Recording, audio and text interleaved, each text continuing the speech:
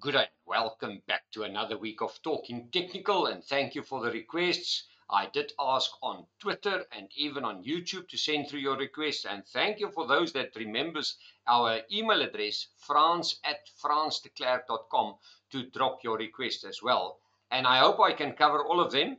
Let's kick off with Old Mutual, and that was from Peter. Peter said he bought the share a while back. Well, by the way, Peter, I don't know if you're a subscriber. I did not check your email address, but it looks like you think the same as I do. And what happened about a week or two ago, we called Old Mutual out for a beautiful bounce, and it did give us a fantastic bounce. Previously, we've seen that every time that the share goes below 10 Rand, there's always some keen buyer supporting that. Now, if you look at the past, you can see every time that the share got to 10 Rand, more or less down there, it gave us a beautiful bounce. And yes, we've seen a nice bounce, but I'm a little bit worried because we can maybe see a head and shoulder formation. Now, I doubt if this will play out because Old Mutual is quite a good company. They do long-term and short-term insurance. They do investments, and they also big players in the pension market. So I doubt if they will really work out on this head and shoulder formation, but we've seen the bounce now all the way down to about 11 Rand 35. There's the left shoulder, there's the massive head, and we may be working on the right shoulder. So for those that did buy it around 10 Rand or just below 10 Rand, it's maybe time to think about taking some profit if we get to the top of this left shoulder, and that is sitting at around 11 Rand 60 cents. But I will watch it closely because even in last week's candle, and remember this is a weekly chart, last week's candle already tells us that there is some selling here at the top, because can you see this tiny little upper shadow starting to develop here? Well, we'll see, but the first sign of real weakness will be if we can get below this, because that will give us an indication that there's a chance that this right shoulder wants to develop, and that will be the high of this candle, and that sits at 10.96, or let's call it 11 Rand. So let's hope that we are completely wrong, and I'm always scared to say that because we've said that many years ago on Talking Technical with Julieta Televi when we saw Sasol's head and shoulder, and we said it can never play out. On boy, oh boy, did it play out. It went way below our target, and our target was around 100 Rand. I think it turned at around 25 Rand.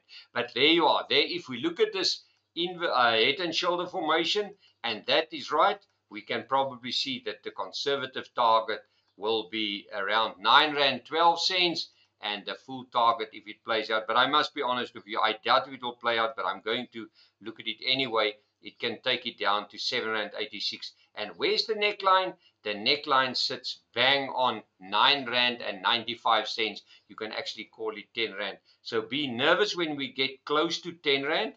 That will signal a warning, but the first sign of weakness will be below 10 Rand 96. So Peter, if you did buy it, I mean, you sit on almost a 12 to a 15% profit. It should serve you well, but just keep this head and shoulder formation in place and just check if it works out. Well, we had a nice request from Graham. Graham, let's look at your DAX request.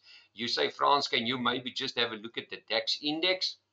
Well, boy, oh boy, I said to our group of traders the other day, where we've got the speculation group, this is one of the strongest V reversals that I've seen since COVID. Now, the DAX is also symptomatic of that. I mean, it sold off all the way from 23,600 right down to, can you believe it, to 18,500 more or less. And in a matter of 3 weeks, it bounced from 18,400, and it's just now shy of 22,250. What a massive relief bounce. But it looks like the momentum is still strong, because look at this strong belt outline candle. So Graham, if I'm not mistaken, I think there is maybe some upward momentum. Yeah, I hope we can have time to look at our top 40 index, because you will see we went way past the levels that you anticipate here. But the first sign of weakness for me will only be below. Let's just have a look. There you are, below this level, and that is 21,770. The reason why, look at these candles, there was some strong resistance here. It broke above it, it turned it out into a support line, and then it went up. But there's still a tiny little bit of a tweezer top here that played out all the way to the downside. But for this candle, I must be honest with you, Graham, I think there's still upward momentum. Strong candle, strong bullish candle, strong belt line candle. That tells you that the momentum to the top is still clearly in place. Let's have a look at the Hang Seng, because Graham also asked about the Hang Seng. And let's have a look here.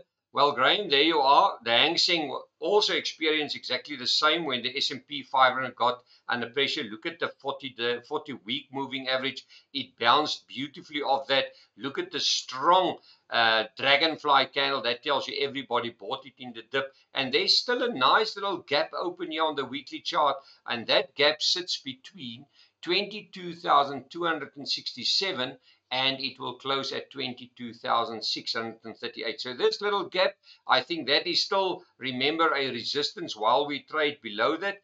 But if the momentum carries on like it's doing now, we'll probably see that this gap can close in time to come. I will just be a little bit nervous if this gap remains open and the index turn around. And where will I get worried about it? I will get worried about it above this dragonfly doji candle, because that just tells you that everybody bought the dip again. That candle is at 21,603. Below that, that will be my first sign of weakness. And then, of course, this 40-week moving average. This has proven once again that this is a strong support. All the indexes bounced off this, and there was not an index that turned this into a resistance. Well, it was a resistance for a matter of a few days, and then it turned around with the S&P 500 to fly up to the moon. But keep this gap in place, intact here.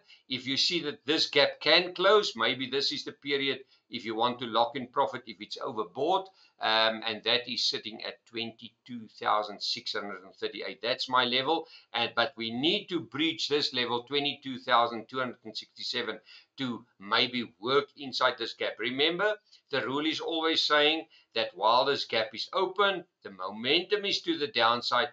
Only when this gap is closed, then everybody can say that the battlefields are more or less sorted out. Helena asked us about the gold price. Now, the gold price, I mean, what can we say?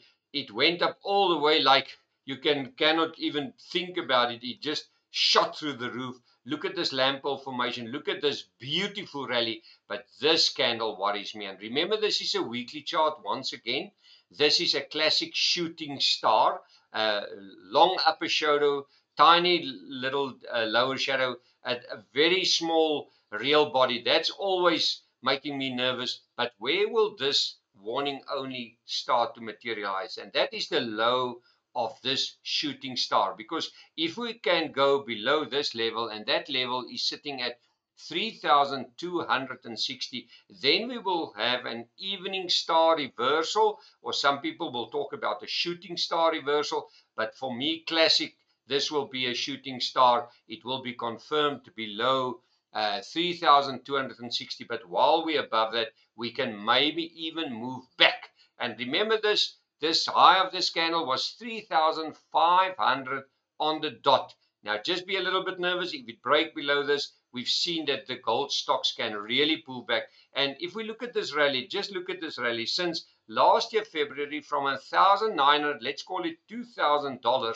all the way to 3,500, almost in one go. Just be a little bit nervous. It had a massive rally. It can maybe pull back and maybe surprise us all to the downside if it pulls back. And where can it go to? Let's just use this normal trend line.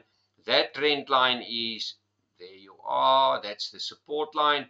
It can maybe pull back if it's on a correction here. It can go back all the way down to 3,020. And if it bounces off there, yes, then the trend is up and back up again.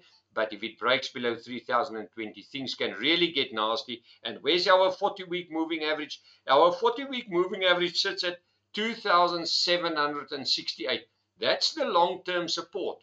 And while we're above 2,768, you can know that the trend is still healthy in place.